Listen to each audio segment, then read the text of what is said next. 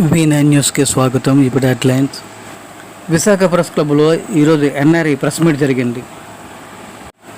మన ఆంధ్రప్రదేశ్ నుండి దేశ విదేశాల్లో వెళ్ళి ఇక్కడికి టాలీ చేస్తే ఆంధ్రప్రదేశ్లో ఎన్నో సంస్కృతి పథకాలు దేశ విదేశాల్లో కూడా లేవు. అన్ని పథకాలు జగన్మోహన్ రెడ్డి ప్రజలకు అందుబాటులో ఉంచి ప్రజలే తన ధ్యేయంగా చేశారని ఎన్ఆర్ఐలు తెలియజేశారు.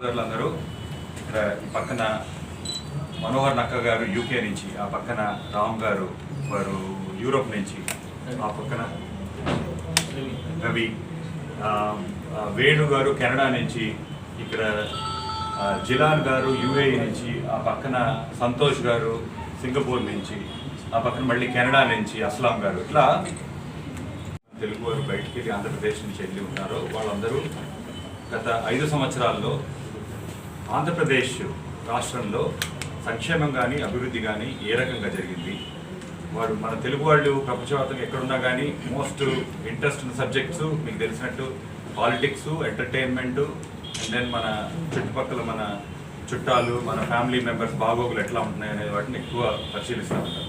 ఈ క్రమంలో పాలిటిక్స్ ఇంట్రెస్ట్తో ఇప్పుడు మనకి ఎలక్షన్స్ దగ్గరకు వస్తున్న సందర్భంలో కొంతమంది ఎన్ఆర్ఐస్ రాష్ట్రంలో గత 5 సంవత్సరాల్లో జరిగింది, అట్లానే అంతకుముందు 5 సంవత్సరాల్లో 14 నుంచి 19 వరకు ఆంధ్రప్రదేశ్లో ఉన్న ప్రభుత్వం చేసిన కార్యక్రమాలేంటి, ఆ టైంలో సంక్షేమం కానీ అభివృద్ధి కానీ ఏం జరిగింది, అట్లానే ఈ 5 సంవత్సరాల్లో ఈ కంపారిజన్ చెక్ చేసి తద్వారా ఆంధ్రప్రదేశ్కి వచ్చి ఈ ఇంకొక వారం రోజుల్లో మనకి ఎలక్షన్స్ జరుగుతున్న తరుణంలో వచ్చి ఏ విధంగా మనకి ఓటర్స్ని, ఎస్పెషల్లీ మనకు అర్బన్ పాపులేషన్లో కొన్ని అపోహలు ఉన్నాయి, కొన్ని డౌట్స్ ఉన్నాయి.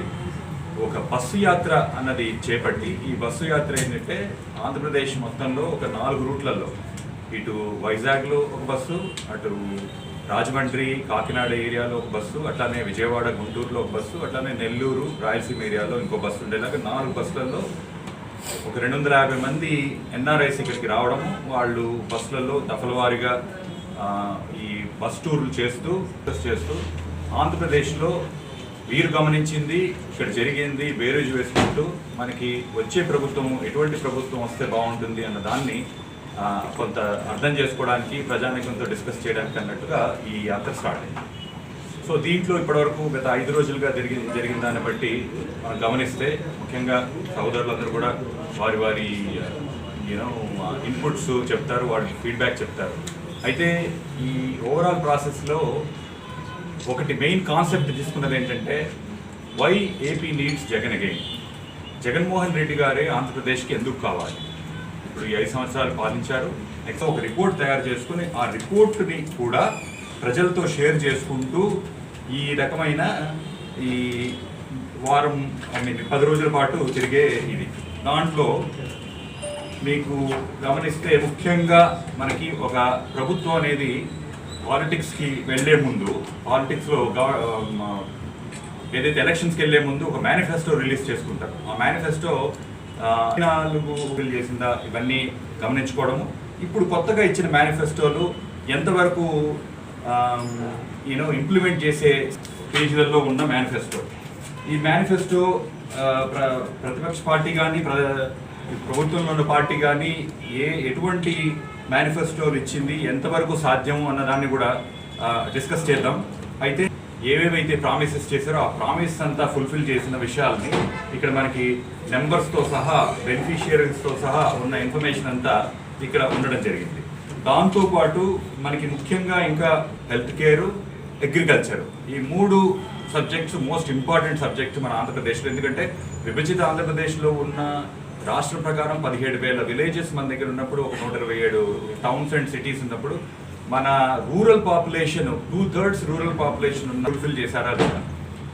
అది ఫుల్ఫిల్ చేశారు అని చెప్పడానికి మనకి గ్రామ వ్యవస్థలో గ్రామ సచివాలయాలు కానీ, గ్రామ వాలంటీర్ వ్యవస్థ కానీ, అలాగే గవర్నమెంట్ స్కూల్స్ విషయంలో 44,000 స్కూళ్ళల్లో దాదాపు 30,000 స్కూళ్ళల్లో ఆల్రెడీ నాడు నేడు ప్రకారంగా డెవలప్మెంట్స్ అన్ని జరగడం, అట్లానే అమ్మఒడిగా డైరెక్ట్ బెనిఫిట్ ట్రాన్స్ఫర్ ద్వారా చేయడం, ఒక దాదాపు 2 లక్షల కోట్ల పైచలకు ఇండైరెక్ట్ బెనిఫిట్ ట్రాన్స్ఫర్. వీటిల్లో అటు ఏ వ్యవస్థ తీసుకున్నా, అటు విద్యా వ్యవస్థ, వైద్య వ్యవస్థ, అట్లానే రైతుల కోసం చేసింది. రైతుల కోసమే 2 లక్షల కోట్ల పైచలకు స్పెండింగ్ గత 5 సంవత్సరాల్లో జరిగింది. 1.5 లక్షల కోట్ల ఎంఓయూస్ జరిగిన తర్వాత మళ్ళీ దాంట్లో ఎన్ని గ్రౌండ్ అయినాయి, ఎందుకంటే ఊరికే ఏదైనా కానీ చెప్పడానికి ఏదో మీటింగ్ పెట్టాము, ఎంతో మంది వచ్చారు, ఎంఓయూలు సైన్ చేసి అటు ఎంప్లాయ్మెంట్ క్రియేట్ చేయడం, 1,30,000 ఎంప్లాయ్మెంట్, ప్రైవేట్ ఎంప్లాయ్మెంట్ క్రియేట్ చేయడం, ఇవన్నీ ఒక ఎత్తు అయితే ఎంఎస్ఎంఈస్ మన రాష్ట్రంలో ఎంఎస్ఎంఈస్ 2019 నాటికి ఒక 2 లక్షల ఎంఎస్ఎంఈస్ ఉంటే ఇప్పుడు దాదాపు 7 లక్షల ఎంఎస్ఎంఈస్ ఉన్నాయి. అంటే ఈ గత 5 సంవత్సరాలు 3 సంవత్సరాల్లోనే జరిగినవి ఇవన్నీ కూడా మీరు గమనించవచ్చు.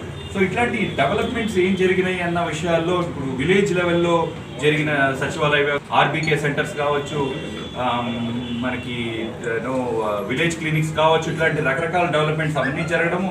వాటితో పాటు ఒకటి ముఖ్యంగా మనకి ఇక్కడికి ఎక్కువ దూర ప్రాంతం కాదు, ఉద్దానంలో జరిగిన డెవలప్ డిస్కస్ చేయడానికి సిద్ధంగా ఉన్నాం మేము.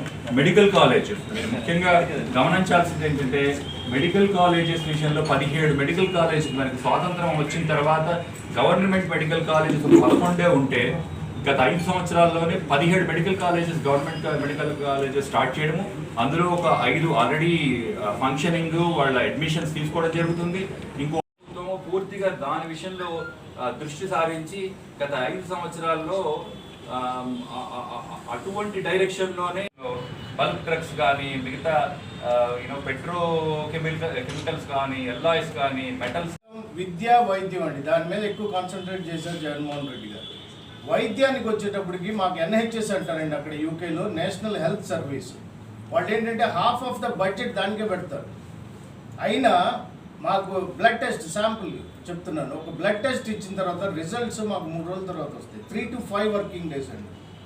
హెల్త్ సెంటర్కి వెళ్ళారు, వాళ్ళు అన్నారు సార్ మీరు ఇంటికి వెళ్ళే లోపు అరగంట లోపు మీకు టెక్స్ట్ మెసేజ్ వచ్చేస్తుంది నన్ను. So I felt very happy అండి. ఇంకోటి అండి నేను చెప్పాల్సింది, ఉద్దానం అండి, కిడ్నీ సెంటర్.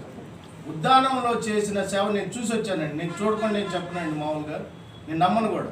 అక్కడికి వెళ్ళి నా కళ్ళతో చూసినప్పుడు రీసెర్చ్ సెంటర్ అండి అది. అసలు అది ఆ ప్రజలైతే చేతులెత్తి మొక్కుతున్నారు, అయ్యా మమ్మల్ని పట్టించుకునే వాళ్ళు లేరు ఇన్ని సంవత్సరాల నుంచి. అది ఎంత బ్యూటిఫుల్గా ఉంటుందో మీ అందరికి తెలియని విషయం కాదు. సో అదొకటి నేను రైజ్ చేస్తున్నానండి. ఒక డాక్యుమెంట్ కాదు అది, దాన్ని ఎంతోమంది స్టేక్ హోల్డర్స్తో కూర్చొని అందరినీ ఇన్వాల్వ్ చేసుకుని, ఆల్రెడీ థ్రైవింగ్ సిటీ, డెవలప్ అవుతున్న సిటీని ఇంకా ఏం చేయాలనే దాని మీద కూర్చొని దానికి ఒక బ్లూ ప్రింట్ పెట్టుకుని ఎగ్జిక్యూట్ చేస్తున్నారు కరెక్ట్గా. ఊరికే పెట్టేసాం చేసాం కాదండి, కరెక్ట్గా ఎగ్జిక్యూట్ చేస్తున్నారు. మనం నిన్నంత ఆర్కే బీచ్లో తిరిగాం మేము. రెస్పాన్స్ చాలా బాగుందండి. రెస్పాన్స్ అన్ని వర్గాల వాళ్ళని కదిలించాం మేము. విశాఖ ప్రజలు కూడా ఉన్నారనేది నేను గమనించాను. Thank you. నా పేరు వేరు. భవిష్యత్తులో ప్రైవేట్ హాస్పిటల్ పోకుండా గవర్నమెంట్ హాస్పిటల్ ట్రీట్మెంట్ కూడా వెళ్తారు. మళ్ళీ ఈ గవర్నమెంట్ నెక్స్ట్ వచ్చే గవర్నమెంట్లో ఎందుకు చెప్తున్నానంటే, ఇది హాస్పిటల్స్ ఇప్పుడు ల్యాండ్ అయినాయి, హైఫైగా చేస్తారు. మెడికల్ కాలేజెస్ కూడా మంచిగా డెవలప్ చేస్తారు. దాంతోపాటు every year thousands of doctors వస్తారు. సో దీనివల్ల ఇప్పుడు already they started that giving free medical, free testing, everything family doctor కాన్సెప్ట్స్తో ఇవి మ్యాప్ అయిపోయి ఇంటర్వ్యూ. ఇప్పుడు నర్సులు కానీ డాక్టర్లు కానీ క్వాలిటీ ట్రీట్మెంట్తో గవర్నమెంట్ హాస్పిటల్లో జరిగిపోతుంది.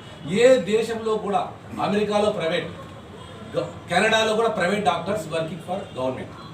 ఇక్కడ government doctors working for government hospital for the people of Andhra Pradesh with quality treatment. ఎక్కడ జరుగుతుంది? ఇప్పుడు ఆరోగ్యం మీద ఎంత ఇన్వెస్ట్ చేసామో భవిష్యత్తులో ఇన్వెస్ట్మెంట్ కూడా ఉండదు. ఫ్రీ ట్రీట్మెంట్, క్వాలిటీ ట్రీట్మెంట్ జరుగుతుంది. సమస్యకు పరిష్కారం చూపడం వేరు, తాత్కాలికంగా శాశ్వత పరిష్కారం ఇవ్వడం వేరు. తీసుకుంటే స్టోరీ, ప్రతి ఒక్క కుటుంబంలోనూ ఒక కిడ్నీ పేషెంట్ సఫర్ అవుతున్నారు. వాళ్ళకి శాశ్వతంగా పరిష్కారం చూపించేది దాదాపు 100 కిలోమీటర్ల మేర పైప్ లైన్లు వేసి తాగునీటి సరఫరా, ఇంటింటికి మంచినీటిని అందించారు. అసలు ఎంత పెద్ద మహాకార్యం ఇది. తర్వాత కిడ్నీ పేషెంట్స్కు డయాలసిస్ చేయించుకోవాలంటే ఎంత ఖర్చుతో కూడుకున్న పని. ఖర్చు విషయం పక్కన పెడితే ఒక సాధారణ సగటు వ్యక్తి డయాలసిస్ చేయించుకోవాలంటే హాస్పిటల్కి వెళ్ళాలా, ఒకరోజు జాబ్ వదులుకుని వెళ్ళాలా.